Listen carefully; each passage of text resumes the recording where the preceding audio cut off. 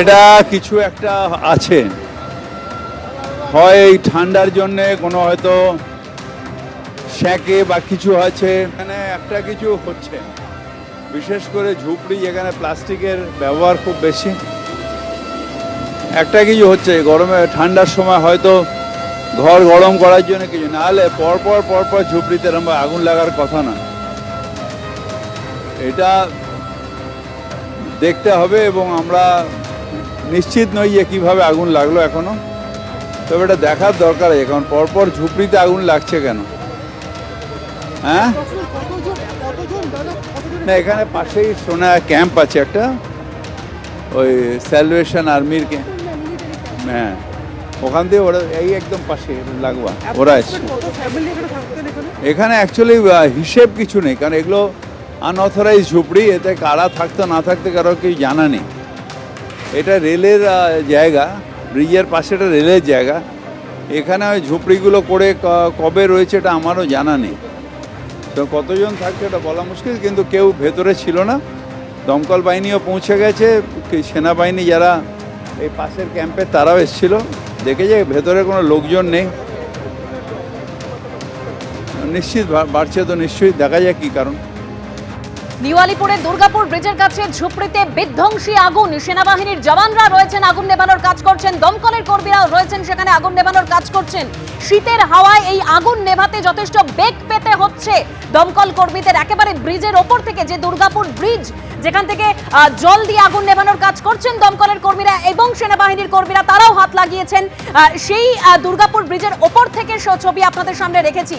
কালো ধোঁয়ায় ঢেকে গেছে চারপাশ, দৃশ্যমানতা খুবই কম সেখানে, তার মধ্যে যথেষ্ট বেগ পেতে হচ্ছে আগুন নেভাতে। এখনো আগুন নিয়ন্ত্রণে আনা সম্ভব হয়নি। এই যেখানে আগুন লেগেছে ঝুপড়িতে, তার চারপাশে বেশ কয়েকটি বহুতল রয়েছে, সেই বহুতলেও আগুন ছড়িয়ে পড়ার একটা আশঙ্কা থাকছে।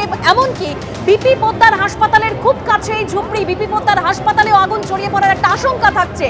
দ্রুততার সঙ্গে কাজ করছেন দমকলের কর্মীরা। যে ছবি আপনাদের সামনে রেখেছি ব্রিজের ওপর, যে দুর্গাপুর ব্রিজ, সেই দুর্গাপুর ব্রিজের ছবি আপনাদের সামনে রেখেছি, একদম সেখানে যান চলাচল বন্ধ করে দেওয়া হয়েছে, ধোঁয়ায় ঢেকে গেছে চারপাশ।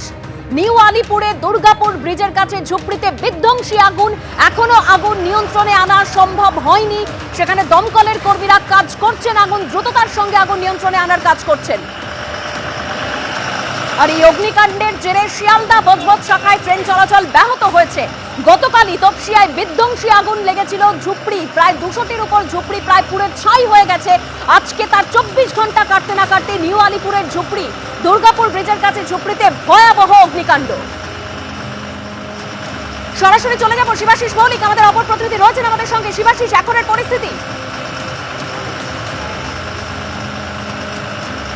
দেখো অসুবিধা, এই মুহূর্তে আমি দাঁড়িয়ে রয়েছি দুর্গাপুর ব্রিজের উপরে এবং দুর্গাপুর ব্রিজের উপর থেকেই কিন্তু মূল অপারেশন, একেবারে আগুন নেভানোর যে চেষ্টা সেটা চালাচ্ছেন দমকল কর্মীরা, তার সঙ্গে যে বিভিন্ন নিরাপত্তা বাহিনীর কর্মীরা তারা যোগ দিতে এসেছেন এবং সেখানে এসে তারা কিন্তু আমরা দেখতে পাচ্ছি সেখান থেকে অপারেশনটা মূলত চালানো হচ্ছে এবং একেবারে সকলে মিলে ওপর থেকে জল দিয়ে, যে নিচে এখনো প্রবীর দিয়ে যে ছবি তুলে ধরছেন দেবস্মিতা, দেখতে পাচ্ছ নিচে এখনো কিন্তু গাড়ি ঢোকানোর চেষ্টা করা হচ্ছে, ওপর থেকে সেখান থেকে জল দেওয়ার চেষ্টা চলছে এবং যে আগুন এখনো কোনো আগুন কিছুটা নিয়ন্ত্রণে করা গেলেও এখনো কিছু জায়গায় পকেট ফায়ার রয়েছে, এখনো দেখা যাচ্ছে আগুনের শিখা দেখা যাচ্ছে বিভিন্ন জায়গাতে।